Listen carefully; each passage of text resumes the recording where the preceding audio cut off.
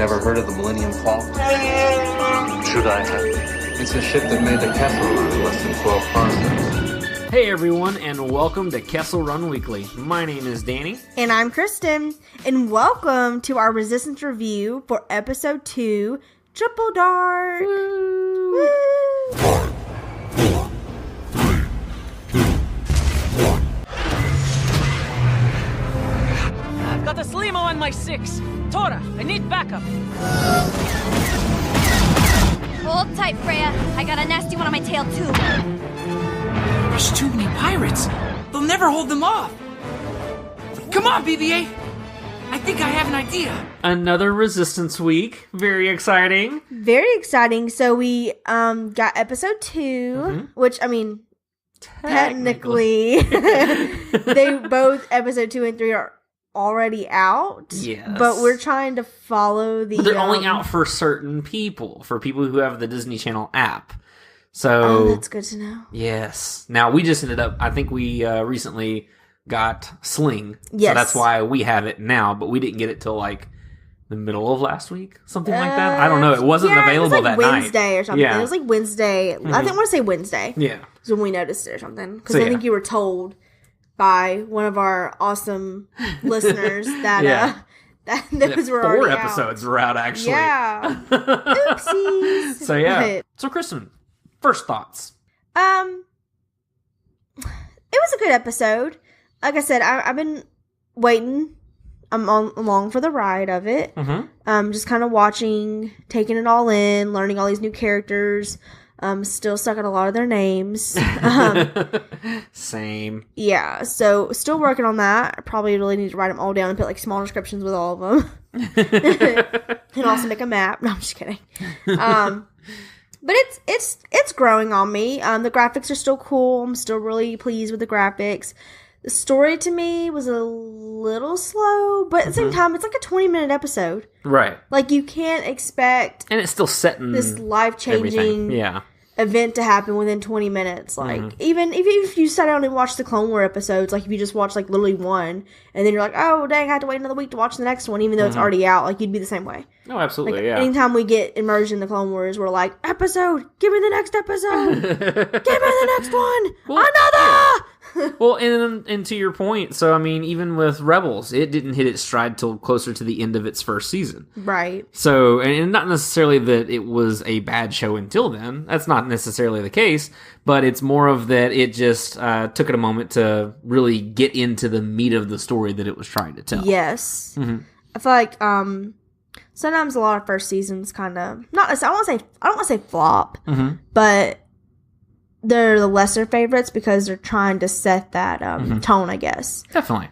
But yeah, and just like I said last week with Resistance versus Rebels, I still like this season better so far, to be honest with you. Even this episode, even though it kind of was a little slower and really didn't have a whole lot of meat to it, we started getting into the spy side of it. And Kaz trying to kind of find his place on how he's gonna be a spy and everything, which was pretty hilarious to see play out. But I'm liking how this is starting off versus how Rebels started off and everything too. Because even though we're setting characters and setting the scene and kind of starting the story, it's still exciting to me and everything. And so I think that's what's cool. It kind of reminds me of how like Solo. When it came out and everything. And I mean, it's not a galaxy-ending story or the whole fate of the galaxy rests on this one smuggler and his Wookiee. It was fun. It was a fun heist, basically. It was a lot of fun. And I kind of was reminded that in this episode. yeah. It felt like fun. There wasn't anything consequential to it. Kaz was trying to find himself out and everything, and then it was just kind of a good time. Yeah, it was mainly him struggling to be a mechanic that he's never been. He's a pilot. And to figure out how to be a spy he's never been as well. Exactly. So that was pretty funny, too. Yeah. Just kind of watching him struggle with that, because he's taking on a task that he really doesn't know how to do, but he's wanting to do something good for, like, the rebels, essentially. Right. So it's just kind of like, what? How do I do this? And then he's kind of having to keep this, like, alter ego, I guess is the right word I'm looking for, I guess. Yeah. Yeah, where he's kind of got Tora, is that her name? The pilot? Mechanic? No. Yes. Tam. I knew it started with a T. Yeah. That was close, I think. Yeah. Tam is the mechanic that we forgot her name last week. Yes. Tam. Yeah. Like T-A-M? Mm-hmm. Okay. So we got Tam, who like kind of calls him out. Like she can kind of see right through him. I don't think she understands really what he's doing, but she definitely knows that he doesn't belong in that mechanic shop, and I think that's pretty funny. I love her no nonsense attitude towards him too, where she like freaking calls him out so many times. She's like, because he's like, oh yeah, I trained on Coruscant. You know, I was at the ship factory that worked in the shipyards. She's like, you worked at the mechanics, or you learned from the mechanics school? Like, you went to that school? Oh, no. I'm self-taught, obviously. Yeah. That's how that works. And she was just kind of like, Okay. But I like her, though. I think she's going to be really cool, and I'm interested to see her place in all this going forward, because right now she's just kind of the one that kind of ribs on Kaz and kind of gives him a hard time. And because, I mean, just like we had said in last episode, the fireball's supposed to be hers, according to Yeager. And now all of a sudden he's giving it to this kid who's just shown up and don't know anything or anything like that. And so I think it'd be really interesting to see kind of where she falls in all this and what happens to her character going forward. Yeah, I can totally agree. And one thing I did notice and I like too is we had oh man, no, not that. What was that kid's name? The one that I referred to as Jar Jar? Niku. I still feel like that's like a... I don't like that description. Well, that's what I was about to say. I was actually I'm not going to recant it, because that first episode, he definitely came off a little like... kind of goofy. Hold up. Yeah. But this last episode, like, he was very mellow. He had he had a moment where he was competent in this episode. Well, I mean, there was a moment when he was talking with Kaz and he saw Kaz's trophy and he was talking about how it was important to him and he really cherished it. And then Nico goes on to say that he had a pet that he loved. And then it died. And then he ate it. And then the rest is you can't hear children. You just can't hear it. And then it was like he got severe, and then Kaz was like, whoa. You know what it reminds me of? It reminds me of that scene in The Lion King where Timon and Pumbaa are like, when I was a young warthog, when he was a young warthog. Very nice. I could roam the savannah. I don't even know the words right now. Oh no! It's terrible. But he gets to the end. He's like, and something I saw, and it got downhearted. And what did you feel, Toomba? Not in front of the kids. Hakuna Matata. That part. That's what it reminded me of, though. Is when you get to that part in The Lion King after around the Niku, not in front of the kids. Exactly. That's exactly what it reminded me of. Was that Pumbaa, not in front of the kids. Severe. Whoa! I don't want to hear anything else. So that's just like what popped up in my head when that part came up. I was just like, yay. I still love Niku in this. I love the part where he was talking with Kaz, and like Kaz was all about, oh, do you know anybody in this First Order, and and all this other kind of stuff. Basically, like giving himself away. But he was asking Niku, worst spy ever, right? But he was asking Niku all these questions, and Niku asked for a certain tool. I can't remember what it was called, but he asked for a certain tool. Weird sounding and then Kaz gave him something, and he used it and like electrified him and everything. He was like, ah! And he's like, Kaz, so you remember when I asked for that tool? And then you handed me a different tool that wasn't the tool that I just asked for. Can you please hand me the tool that I asked for? That was really funny, yes. I think mainly it was just because Kaz just didn't know, because Kaz was not He has mechanic. No idea, yeah. He has no idea what he's doing. Right. No idea. Yes. I really enjoyed Kaz acting like he's a spy going through the marketplace. I feel like that's what all of us would have done as a kid. Be like, all right, now blend in, and then instantly you're not blending in, and you're like sneaking around physically and tiptoeing around and all this other kind of stuff. I mean, he even groped a hammerhead at one point.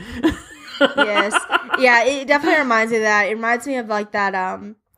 Oh goodness, I don't even know what it's from, but it's on probably honestly in several shows or movies. But when they're like act casual and they're like. They're like, stop it, you're the only one whistling. Like, it's not casual to whistle. They start whistling away, like, yeah, like no one's gonna just notice act me natural, right. blend in.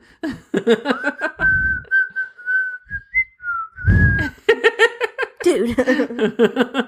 That's exactly what it felt like. Yeah. I thought it was hilarious the way that they played that out and everything. It was. Because, I mean, it speaks to kind of the inexperience to Kaz. I think. Does. And then how he comes full circle by the end of the episode of, okay, so I get that I'm not actually like actively James Bond on the Colossus. It's like there's more to it than that. And Yeager won't even give him the time of day. He's like, yep, whatever, okay. Cool. He really won't. And I think it's because I think with the years past, I think he just doesn't want to get involved because I think he'll become too in debt in it or whatever, you know what I mean? Like he'll just be really tied in. Yeah. I guess. So. Yeah.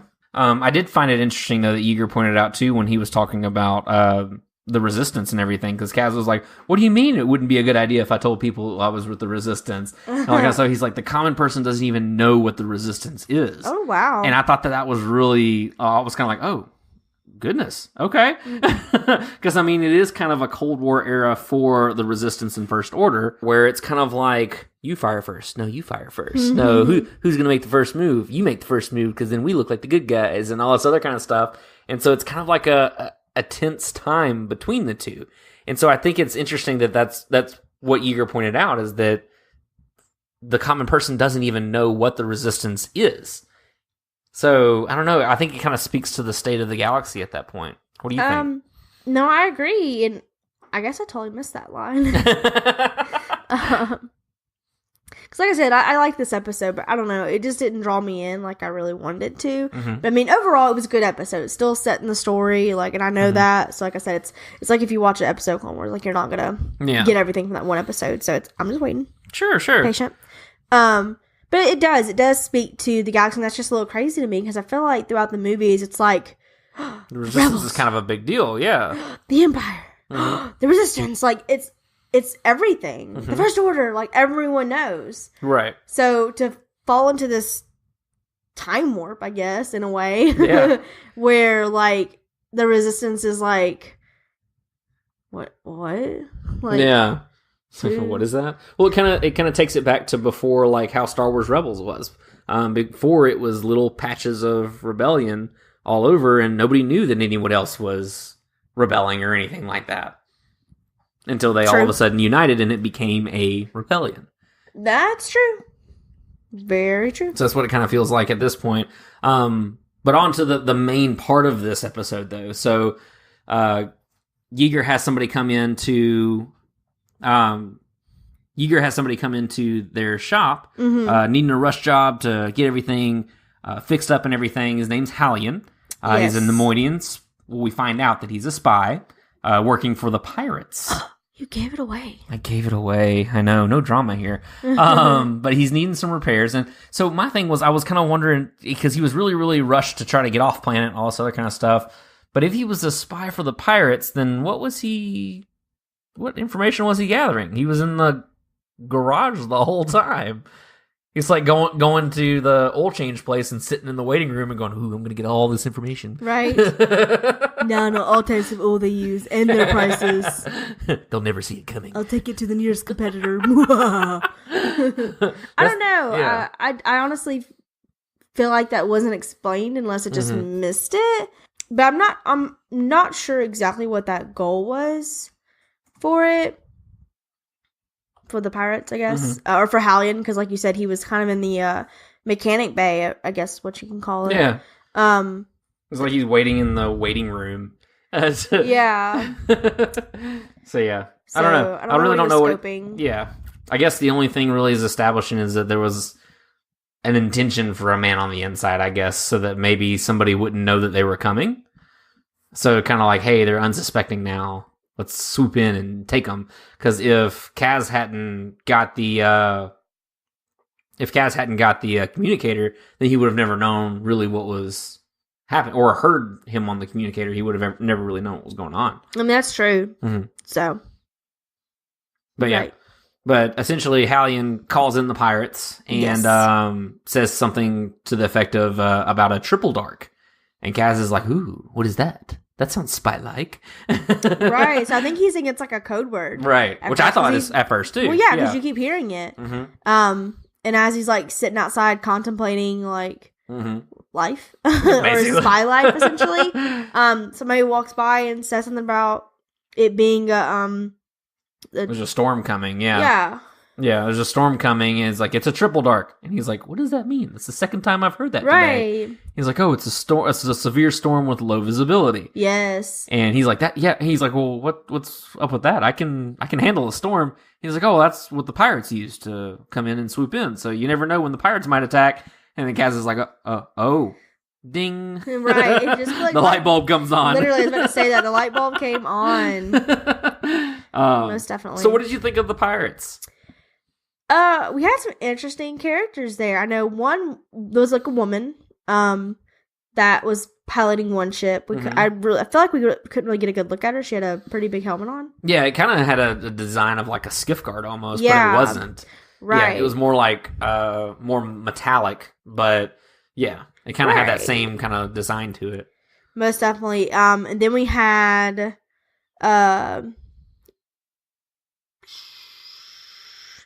what was that guy? I don't remember. I was just staring at him because I didn't understand what was happening with his face. Like, he had like long teeth. Oh, Craig and Gore. Yeah, but Yeah. then he had a few like tentacles come out of his face. A couple looked chopped off. Yeah, so he's like left a pretty jacked up Davy Jones. Yes, thank you. But yeah, Craig and Gore, he is the head of that band of pirates, the leader, and he's a Quarren. Oh. Some of his tentacles were chopped off. And he had a piercing or something. But yeah, I was looking at him too, and I was like, what is with those giant teeth? And then when they got a certain angle on him and everything, you can see that he's just kind of like an overweight Quarren. It's had a couple tentacles shaved off and everything. He looks like he's been Shaved. through something. We'll call it shaved. Family friendly. It was a close shave. One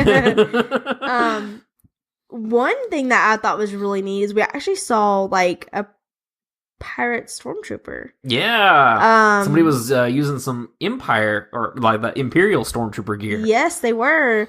Looked really dirty. Actually had some like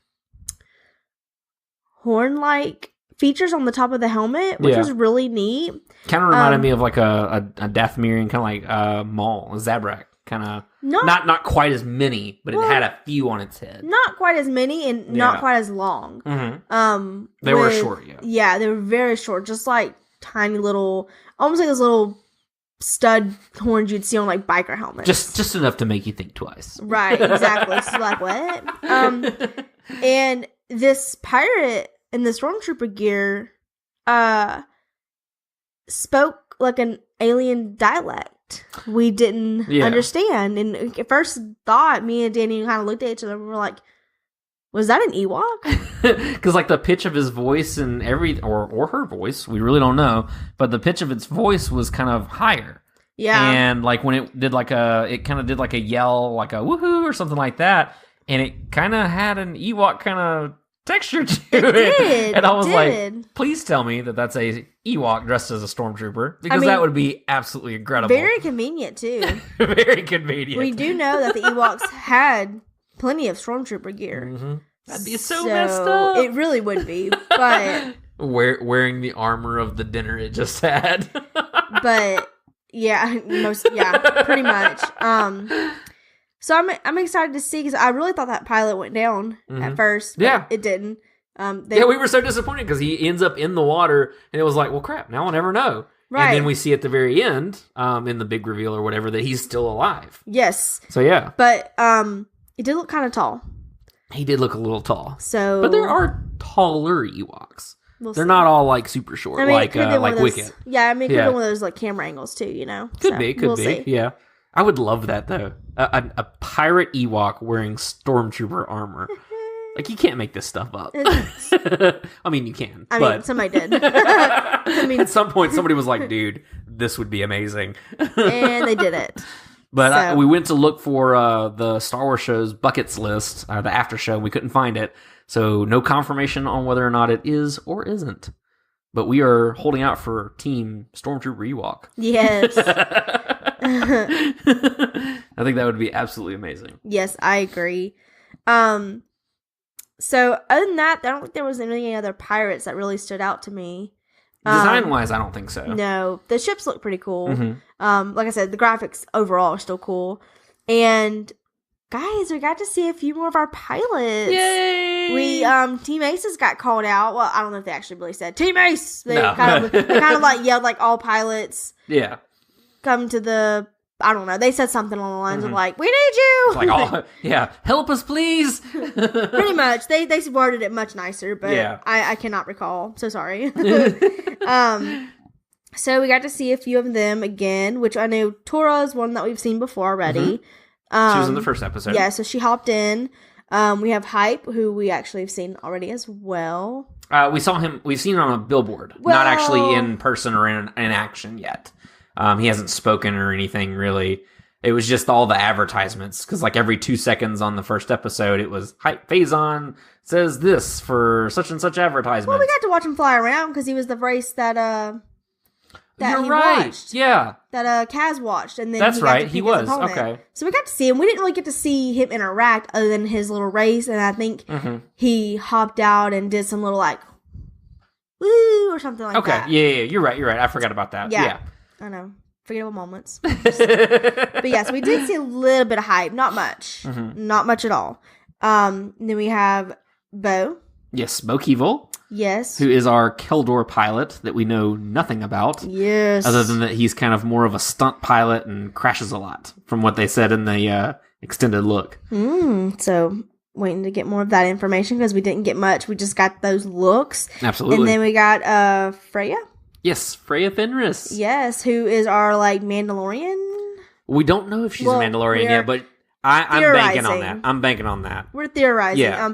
It was funny as she went to go jump in her little ship. I looked over at Danny. I was like, she looked very Power Ranger-esque. Like she looked kind of like a Power Ranger just for a second. Once she took off and stuff, like it didn't really like it was just that quick graphic of her like hopping into that. But I'm excited about her too because she's one that's like she has like an accent Yes. of some sort. It's kind of like a Russian kind of accent is what it sounded like almost to a me. Dutch, but Oh, I don't know. I don't know. Honestly, don't know. It's a very hard accent. It's a very harsh accent. I don't know if Dutch Yeah. even really makes sense, honestly. I really don't. Yeah. Like, obviously, we play a fun game that has to do with accents sometimes, and I suck at it sometimes. But I don't know. By her name though, I'm kind of banking on her being or having a Mandalorian background. I think that would be really cool. But I mean, we kind of just love all things Mandalorian, so it's like, oh, I really hope it's Mandalorian. I mean, we did the same thing with his name escapes me right now. The bad guy from Solo. Oh, yeah. Scratchy face. Scratchy face. Scar. Sure. I don't know why I can't remember his name right now, but Paul Bettany's character. But yeah, I mean, we kind of did the same thing with him, where it was kind of like, ooh, it does sound Mandalorian. It might be Mandalorian, and it wasn't Mandalorian at all. It wasn't. So, well, yeah. the thing that got us too with Solo is he actually had Mandalorian armor. Yeah. And so, well, I theorized, I think more so that he killed a Mandalorian. Because, I mean, why else would you, well, I guess there's many reasons why you could take somebody's armor, but. Like being part of the Crimson Dawn and being a part of a crime syndicate that owns Mandalore. Yeah, there's that. There's that. Yeah, totally. There's that. There's that. Yeah, there's that. So yeah, so I don't know. I think it would be really, really cool if she was Mandalorian. Seeing a Keldor in action for the first time. Other than, did you find the name? Yeah. What's the name? Dryden Voss. Yeah, Stryden Voss. Why did I forget that? I don't know. I don't forget anything. I'm just kidding. I forget everything. No, Solo is trending a 7.0 out of 10 on IMDb today. Just kidding. It's not one of those things that changes daily, but yeah, Dryden Voss. But I don't know. I'm really excited to see this assortment of team in place. In all honesty, the way that they took off and the way that like they jumped in their ships real quick and all that kind of stuff, I kind of wanted them to turn into like one big giant robot, like 5 tiny lions become a giant robot. gosh, I can't even stand you right now. But that's how it kind of felt, and I don't know, it was really cool. I mean, it goes back to, again, like the story of Kaz figuring out how he's a spy or how he's not a spy, whatever. That was really cool and kind of finding himself. It was cute. It was funny. But I really, again, the flight sequences and the fighting in the air and all that kind of stuff, I love it. Yes. I cannot get enough of it. It looks so cool. So I'm hoping soon we'll get like one, I'm sure we'll get many, but I'm just waiting for that one episode that's like mostly flying. Oh, yes. So that we can get all those good graphics. It's an all-out battle. Yes, because that'd be really, really cool. Mm-hmm. Oh, definitely. I'm really excited to see what comes out of this show. Because even though like we haven't gotten a just floored episode. Whoa. You don't think the last of this episode was a little flooring? Oh, the last of this episode was really flooring. I mean, full episode. So from start to finish, on the edge of your seat, kind of stuff like that. Gotcha. Twilight of the Apprentice level kind of thing. Okay, I like gotcha. you're all in the whole time. But again, the story's just starting, so right. It's not expected, you know. Right. But no, the flight sequences have been stellar. Like, yes. Really great, really fun. Very, very, very. So, closer to the end of this episode, we get a look at a couple different people. One we've seen before, actually, which is our Major Von Reg, our red TIE pilot. Ooh, yes. We hear him speak for the first time. Yes, we do. So, we got to see him in episode 1, very beginning. Mm-hmm. One very end. In both. Yep. Opening and closing sequence. Mm-hmm. And this time, our red TIE pilot was standing next to no other Captain Phasma? Yes. I said that very questioning because I wasn't sure if she was technically captain at this point. She is. Okay. Yeah. Yeah, standing next to Captain Phasma. Whoop, whoop. Who is still alive. Our favorite Chrome Dome. No, she's definitely alive here, but... Yeah. This is before she's resurrected twice. I know, but maybe this is like I the say way... twice because I'm fully expecting it for episode 9 at this point. What if we're going to get like a lot of Captain Phasma in this, and we're going to learn that Captain Phasma is like mostly a robot, and that's why she keeps coming back. Like, it's the only thing that makes sense. The only thing that's like not super robotic about her is her face, and that's why we always see just her face. Yeah. But we never seen her legs or her arms. No, I don't think she's a droid.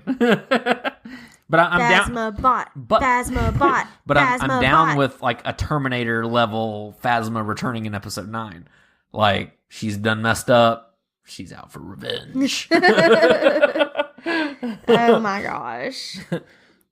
But yeah, in all seriousness, if there is a thing in Star Wars. There's not, though. But yeah, so her and Von Reg at the very end, and we learned I feel like it's a major revelation, but I think it's more of just a big story point that the First Order is employing pirates to do their bidding. Does that really surprise you, though? It doesn't. But it lends to that Cold War, like what we were talking about earlier, where it's like who. Kind of like Poe in Force Awakens, who talks first? You talk first, I talk first. Right. Like, who shoots first? But it makes sense, because, I mean, at this point, the First Order they're building themselves. So why would they go out and do their own bidding at this point? Like, they're in the process Risk of... exposure, yeah. Yes, they're kind of hiding. And even though, like, there's been talk and... kind of whispers of the First Order sweeping through places, yeah. Right, and Poe already has this idea that what they're doing. So, I mean, it's not a secret at this point, I guess, technically. But, like, it's like they just haven't been seen yet. So, they're still trying to hide. So, they're doing, they're getting other people to do their bidding. Just kind of like how in most shows and movies, anytime there's like a really rich guy. They always pay some lowly felon to be their hitman or something, or be their runner for something. You know what I mean? It's the same concept. Yeah. Like, I'm not going to get my hands dirty. I don't need to take out the trash. You take it out for me. Right, exactly. And who better do it than pirates who want money? Right. Like, pirates will do anything for money. So, it just makes sense, y'all. And I agree with you. I think that it is interesting that seeing them employ pirates and stuff like that is not surprising. At the same time, though, it's almost kind of like you're getting your beginnings of the First Order, like you were talking about. I think it was in our last Resistance review, where you were talking about how you wanted to see the beginnings and how they formed and stuff like that. So it's not quite the origin story, but we're seeing them kind of gather up strength and gather up control, because I wonder if they will eventually use the pirates as they'll come in and be like, well, we are your saviors. And save them from save them from the pirates that they employed to cause havoc and chaos and stuff like that on the Colossus. Because from what I understand, the Colossus is a large fuel depot, so it would be a legitimate and strong resource for either the First Order or the Resistance, whoever would have control of it. That's true. And so maybe just explain the whole series. Spoiler alert. Like, maybe that's why Poe feels like it's important to send Kaz there, because there's a First Order spy. Right. So maybe that First Order spy is doing exactly that. Stirring up the pot. And, figuring out who's this, who's that, what would be the best tactic for taking over. You know what I mean? Like, maybe he's building his own little army right there in front of everybody, and no one even notices. Well, and the Separatists did the same thing in the Clone Wars. Dooku would always show up. Like, I think there was one that was actual a peaceful planet. There wasn't war or fighting or anything like that. He came and he was like, well, we offer you protection. Well, we don't want it. Too bad. We offer you protection and you'll accept it. So now you are under Separatist control and stuff like that. So it kind of feels like that's what the First Order is, or might be doing. Maybe it's just a way to keep it out of the Resistance hands, because at this point, well, what would be the other point in having pirates constantly attack this platform? You know? Because, I mean, it is a important resource. Obviously, fuel is something that's very important to both the Resistance and First Order. Right. So, overall, why send a group of pirates to constantly try to blow up your greatest resource? It's true. Oh, we'll have to... So, yeah, that would be interesting. We'll have to keep watching. Of course. Stay tuned, boys and girls. You'll find out later. So overall, I enjoyed this episode. I did too. Again, the flight sequences and stuff were stellar. I love the way they look. I love that Craig and Gore's ship. I didn't bring this up earlier, but it's a converted Imperial landing craft, like what Luke and Han and Leia, all them, they take to Endor on in Return of the Jedi. So I thought that was really cool, because all he did was just cut off the top fin and then add two small ones next to it. But it's an Imperial landing craft, so I think that's really cool. But just the kind of the creativity and you see the remnants of the Empire in different things, like the Stormtrooper armor, the different designs in the ships and everything. It's almost like they just salvaged what they could. And this is who we are now. Right. Well, even the pilot, that's part of the Aces, too. He's like a... Griff Halloran. Yeah, it's a converted TIE. Exactly. Yeah. So we're seeing a lot of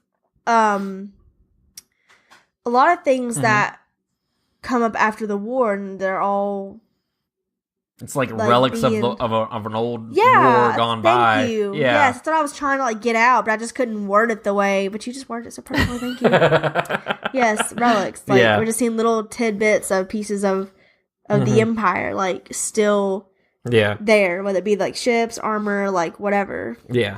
So I think it's really cool. I'm really digging the feel of the world as we see it now and everything, and where everything's going.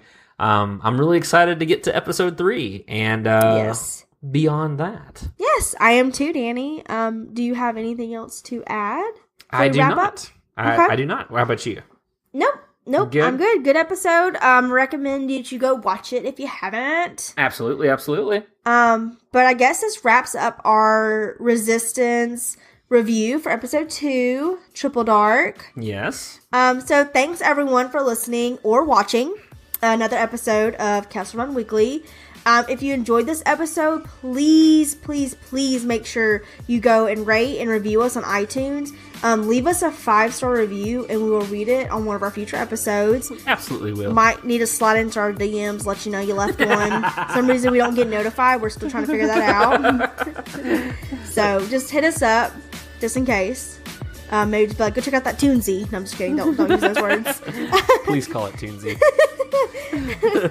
It will make my week. Please call it Toonsy.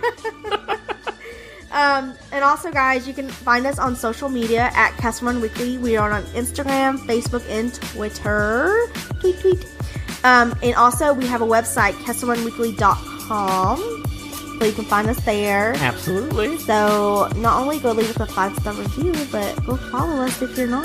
Yeah, and there's a snazzy little thing on our website where you can go and send us episode suggestions and comments on the show and things like that.